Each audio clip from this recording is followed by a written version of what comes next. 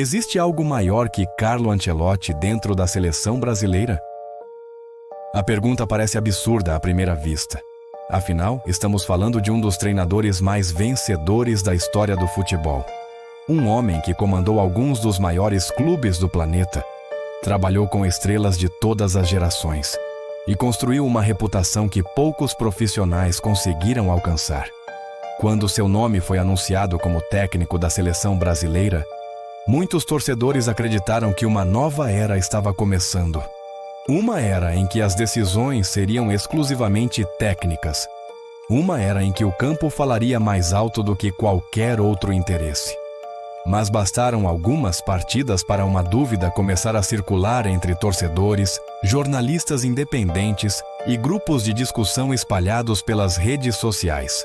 O centro dessa dúvida tem nome e sobrenome: Endrick. Poucos jogadores brasileiros carregam tanta expectativa quanto ele. Ainda muito jovem, Endrick foi apresentado ao mundo como uma das maiores promessas do futebol nacional dos últimos anos. Seus gols, sua personalidade e a velocidade com que alcançou o futebol europeu fizeram muitos torcedores acreditarem que ele se tornaria peça fundamental da renovação da seleção. A expectativa era simples. Sempre que o Brasil precisasse de força ofensiva, velocidade ou poder de decisão, o nome de Endrick estaria entre os primeiros da lista. Mas nem sempre foi isso que aconteceu. Em diversas ocasiões, mesmo quando a torcida pedia sua entrada em campo, as oportunidades pareciam menores do que o esperado.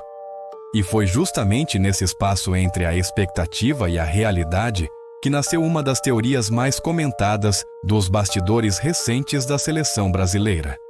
Uma teoria que não surgiu em entrevistas oficiais nem em comunicados da CBF. Ela começou entre torcedores que tentavam encontrar explicações para algo que, na visão deles, não fazia sentido. A pergunta era simples: por que um talento tão valorizado não recebe mais espaço? As respostas começaram a aparecer de todos os lados.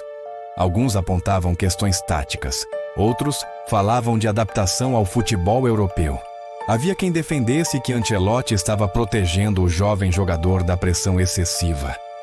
Mas entre todas as explicações, uma delas começou a chamar atenção justamente por envolver um tema que sempre desperta curiosidade no futebol moderno: o poder dos patrocinadores.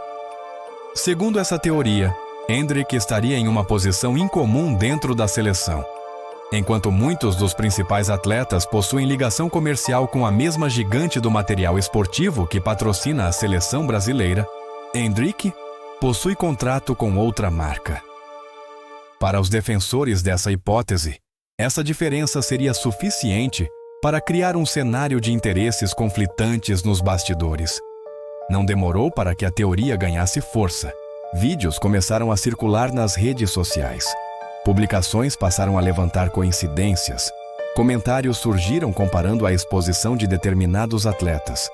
Em grupos de WhatsApp, torcedores compartilhavam a mesma pergunta repetidamente: será que existe algo acontecendo longe das câmeras? E quanto mais a teoria se espalhava, mais ela alimentava outra dúvida ainda maior. Se um treinador do tamanho de Ancelotti realmente acredita no potencial de Endrick, por que a situação continua gerando tantas discussões? É nesse ponto que a história fica ainda mais interessante, porque essa não é a primeira vez que o futebol brasileiro vê surgir suspeitas envolvendo marketing, patrocinadores e visibilidade. Durante décadas, diversos rumores circularam pelos bastidores do esporte. Alguns nunca foram comprovados. Outros revelaram apenas parte de uma realidade muito maior. O fato é que o futebol moderno deixou de ser apenas um jogo há muito tempo. Hoje, ele movimenta bilhões de dólares, conecta marcas globais e transforma atletas em verdadeiras empresas ambulantes. E quando tanto dinheiro entra em campo, a desconfiança inevitavelmente aparece. Talvez tudo não passe de uma coincidência. Talvez as escolhas sejam puramente técnicas. Talvez Endrick esteja apenas seguindo um processo natural de desenvolvimento dentro da seleção. Mas existe um detalhe que impede essa discussão de desaparecer. A própria história do futebol já mostrou diversas vezes que o que acontece diante das câmeras nem sempre representa tudo o que acontece nos bastidores. E é justamente aí que surge a pergunta que está dividindo a torcida brasileira. Será que estamos vendo apenas uma decisão técnica de Carlo Ancelotti? Ou existe uma força silenciosa, poderosa e invisível influenciando muito mais do que imaginamos dentro da seleção brasileira? Para entender por que essa teoria ganhou tanta força entre os torcedores, é preciso olhar para um aspecto do futebol que raramente aparece nos 90 minutos de jogo. Enquanto milhões de pessoas acompanham gols, dribles e decisões dentro das 4 linhas, existe uma estrutura gigantesca funcionando nos bastidores. Uma estrutura formada por contratos, patrocinadores, direitos de imagem, campanhas publicitárias e interesses comerciais que movimentam cifras impressionantes todos os anos. O futebol moderno se transformou em uma das maiores vitrines do planeta. Quando um jogador entra em campo vestindo a camisa da seleção brasileira, ele não representa apenas um clube ou um país. Ele também se torna uma imagem valiosa para empresas que disputam atenção em escala global. Cada foto, cada comemoração e cada momento de destaque pode gerar milhões em exposição para marcas esportivas. É justamente por isso que alguns torcedores acreditam que a influência comercial pode ser maior do que imaginamos. Mas até onde essa influência realmente vai? Essa é a pergunta que alimenta a discussão envolvendo Endrick. Os defensores da teoria afirmam que patrocinadores possuem interesse em ver seus atletas mais valiosos ocupando espaço de destaque. Quanto maior a exposição, maior o retorno comercial. Sob essa lógica, um jogador que possui contrato com uma marca concorrente poderia enfrentar obstáculos invisíveis para alcançar o mesmo nível de visibilidade. É uma hipótese que parece convincente quando contada dessa forma. O problema é que, até hoje, não existe nenhuma prova pública que demonstre que isso esteja acontecendo com Endrick na seleção brasileira. E é justamente essa ausência de provas que torna o debate tão interessante.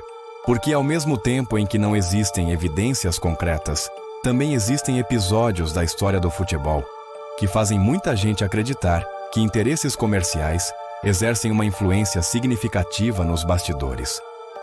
Um dos exemplos mais lembrados pelos torcedores envolve Ronaldinho Gaúcho. Ao longo dos anos, entrevistas e relatos ligados à trajetória do craque ajudaram a reforçar a percepção de que marketing e futebol caminham lado a lado. O próprio ambiente do futebol profissional sempre valorizou atletas capazes de gerar retorno esportivo e comercial ao mesmo tempo. Clubes, patrocinadores e investidores naturalmente procuram maximizar a exposição de seus ativos mais valiosos. Isso, porém, é diferente de afirmar que uma empresa escolhe quem entra em campo. E é exatamente nessa fronteira que a discussão se divide. De um lado, estão aqueles que acreditam que o futebol continua sendo decidido principalmente por critérios técnicos. Para esse grupo, Ancelotti é um treinador experiente demais para aceitar interferências externas. Eles argumentam que qualquer escolha envolvendo Endrick pode ser explicada por estratégia, adaptação, concorrência por posição ou planejamento de longo prazo. Do outro lado estão os torcedores que enxergam um cenário mais complexo. Eles não necessariamente acreditam em ordens diretas ou imposições explícitas, mas defendem que o ambiente do futebol moderno é cercado por pressões econômicas capazes de influenciar decisões de maneira indireta.